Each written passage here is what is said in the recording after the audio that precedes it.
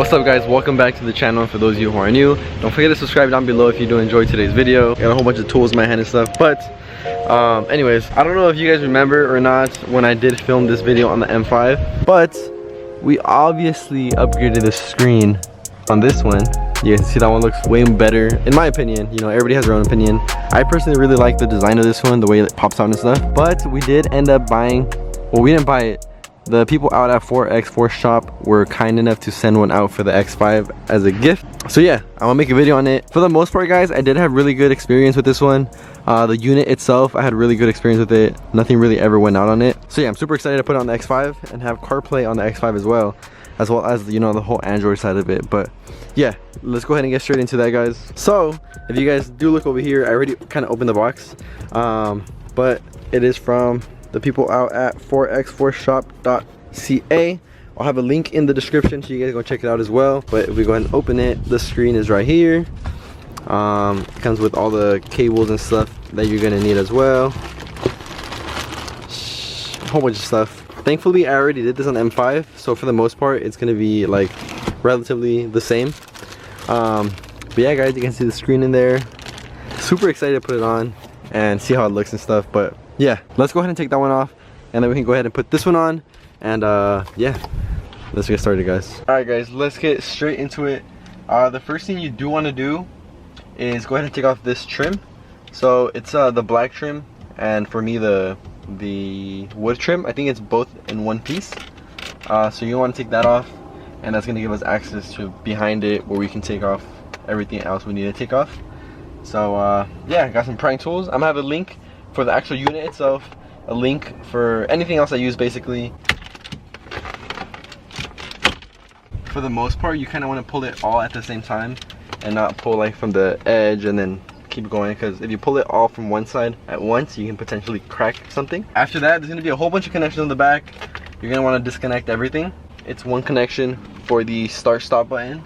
So I find it easier if you just go ahead and push this whole piece out from the back side, and that will pop out with a cable. And it's a lot easier to take off the cable or the connection that way.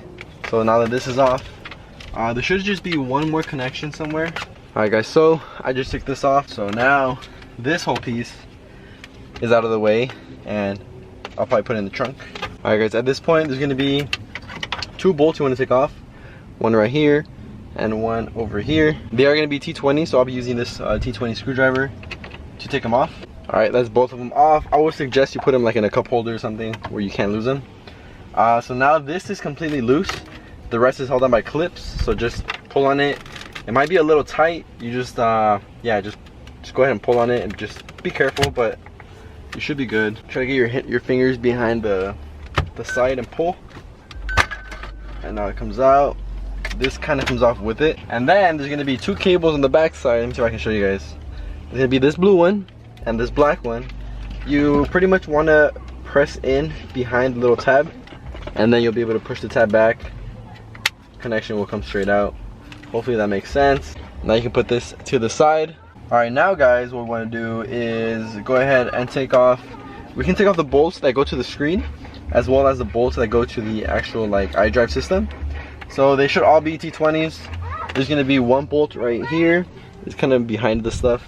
Another bolt right here, and then 4 bolts over here. 1, 2, 3, 4. Take all those off, and then we can go ahead and go to the next step. All the bolts should be exactly the same, every single bolt we take off, but just in case, I would separate all of them into 3 separate groups. The ones for the climate control, the ones for this, and the ones for the screen. Just put them all separate. I changed the angle up a little bit to show you guys better, but you want to go ahead and push it like back and pull out at the same time. And then go ahead and disconnect the one cable that's on there. Alright, so once you disconnect that, the screen is pretty much good to just put it to the side. I would honestly just put it away. I still have the original screen on my M5 just in my closet. But yeah, this one's pretty much good to go to the side. Here's the other screen. This one is all gloss black around. This one doesn't have any silver on it.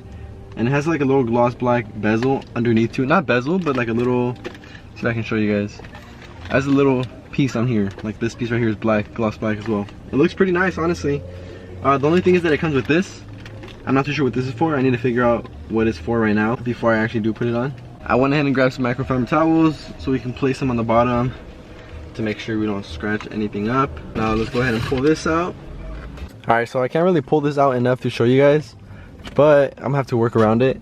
You guys see this connection right here, this big one, the big block one. We're gonna have to pull that one out and pretty much connect these on there. So this one is gonna go back onto this, and then the one that we take off is gonna go connected onto this. But there's also a fiber optic cable that we're gonna have to take out and put onto this one over here, so it can go directly back into the system. So yeah, it's a little confusing, but it's really easy. And then we're just gonna have to route all these cables, all of these, up here to go back connected into the new screen. And then there's a whole bunch of other cables that we don't have to put on, but some of them you want to go ahead and connect them and route them like to the glove box or something. But right now what I'm gonna do is go ahead and reroute this cable, and I'll kind of show you guys what we have to do as I'm doing it. Alright, so we got this one disconnected out of the actual MBT unit. Now, like I said, it's a little hard for me to show you guys, but if you guys look at it from the front, there's going to be 4 dots right here, and you guys can see that 2 of the dots are empty, the other 2 have little connections in them. Those are the fiber optic cables. You want to go ahead and put a little pick or something in through the side and pull out those fiber optic cables and put them back into this one. This is the actual harness that comes with the system. You want to put them back in the same exact spot, the one closest to the edge, and then this is going to go back into the system, so it still detects the fiber optic cables, if that makes any sense. It's really easy once you're actually doing it yourself. It's just a little confusing and hard to like explain, but I'm going to go ahead and switch that right now. So once you do pull out those fiber optic cables, you want to go ahead and put them, like I said, back into the harness that comes with the system. And you want to put them back in the same spot that you took them out from. So it's going to go into this one right here. Let's put it in the sun. It's going to go onto this side right here, like one closer to the edge.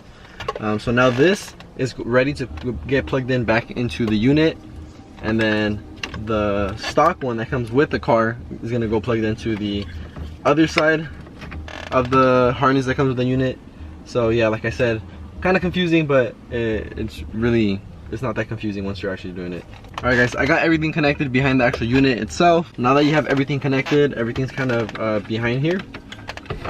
You want to go ahead and grab this cable, which is the other end of the harness that came with the unit. For the most part, most of these connections we're not really going to need. So most of this is just going to get tucked behind everything that's back here. So this connection that we took off the stock screen should go into the aftermarket screen. This connection here is going to go onto the aftermarket screen as well, and every other cable we have is just going to go connected onto the aftermarket screen. So let me just get everything ready to just pretty much connect. Alright, so I went ahead and pushed the unit back already. Everything's kind of tucked behind there. Okay, so this right here is the cable for the USBs, which I ran from the glove box. I kind of just ran it from the top of the glove box. It'll come out straight through right here, so we can just zip tie these and put them over to the side. As far as these, I don't really plan on using the 4G or LTE as of right now, so I don't really need these connected right now, but I do have them in case I ever do want to. I can go ahead and connect all these things, as well as the aux. I don't really need it, to be honest, and these, I don't really need them on there either. So yeah, I'm not gonna connect these as of right now. I just didn't want to have the USBs on there just in case I do have them. Let me go ahead and connect everything onto the aftermarket screen now, but before you do that, this piece has to go on there as well. This part goes towards the back. You want to put these prongs in through the plastic like so, and then it kind of just sits in place like that. Everything sits how it's supposed to. Alright guys, so real quick, I did bring the whole trim piece over here so I can connect the start button. I'll let you guys see, just to see if everything is turning on how it's supposed to. Let's see if the screen turns on. Oh, there we go. Now it's the same thing that happened to my old screen when I first connected it. It's like the screen's all messed up. Like this whole thing is over here. So let me go ahead and show you guys how to fix that. When you order it, I don't know if it's the same for all of them, but they do give you a pin code that you can use. So if you click on the screen, it's going to take you to the Android menu, which the screen works perfectly fine. You go to settings, you go down to factory, you put in the pin that they give you. Once you put the pin in and click the green button, it's going to take you to this system where you can go ahead and pretty much mess with all the settings. But where you want to go is car display. and you want to click on the screen that your car has and your model and everything. So for the F15, it'll come up as F48, I guess, but you want to click on MBT F48 and then 10.25 inch. Click OK. Now that should go ahead and set. Now if we go back to the car one, as you guys can see, the system now works how it's supposed to. We can go through everything. We can go to menu. You see everything works the way it's supposed to now. You guys can see I have a whole mess here. But now what I can do is pretty much work backwards and just go ahead and put everything back on the way we took it off, just backwards. So that's what I'm gonna do right now, and I'll get back to you guys as soon as everything is put back together. So let's put everything back. All right guys, I finally got everything back on, as you guys can see. You wanna take that off or no? I don't know if it's no, I don't think it's a screw protector that they put on. I think it's just to protect the glass for like the transit or whatever while they're shipping it, but let's go ahead and turn it on. Damn, it doesn't even turn on. Just kidding. Alright guys, so as you can tell, we set up the CarPlay as well. So we have CarPlay on here, we have all our apps and stuff. Yeah, everything works super cool. Your maps is on there as well, which is pretty cool. Yeah, ever since we got the loaner car, I've gotten a little bit more into CarPlay because that one had CarPlay. And yeah, it's pretty cool. So now we have CarPlay on the X5 as well. Yeah, it looks a little different compared to the stock one, just because the stock one has like the silver bezels. This one has gloss black all around, as well as this bottom piece was like matte black, and on this one it's gloss black. You can see the bottom out right there, which I believe was all one piece on the stock one. On this one is two pieces, but you can't really tell, to be honest. But yeah, now we have the new screen on there with everything we wanted. It has CarPlay, has the YouTube and all that. So yeah, you guys can see what it looks like. This is pretty much what the display on my M5 looks like. Like the one that sticks up instead of being into the dashboard. So yeah, it looks pretty cool. I really like it. I will have a link for this display in the description below, guys. Huge shout out to 4x4shop.ca for hooking us up as a gift for the new truck we have. Alright guys, so like I said, I'm just going to end it right here. The screen is on there. It looks super cool. It's honestly not that hard of an install. How long did it take? Like 2 hours? 20 minutes? 20 hours. How long did it take? It was less than 2 hours, huh? I don't know. Let's see. I'm pretty sure I took less than 2 hours, and that's with recording, stopping to make sure the camera is recording, like trying to get a different angle, and just like looking back to talk to the camera and kind of showing you guys little things. But honestly, if you already know how to, I had never done this before on the X5. It's kind of common sense though how to do it. So yeah, you can probably do it like in 30 to 40 minutes if you're not recording or anything. It is fairly simple. But yeah guys, I'm really happy with the way it looks.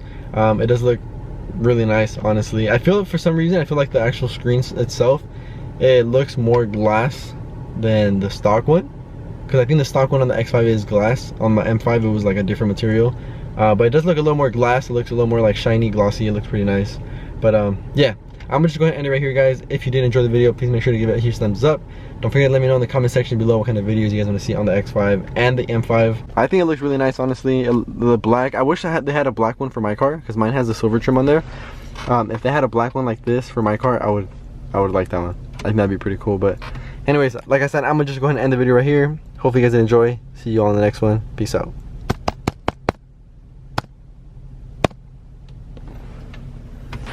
Peace out.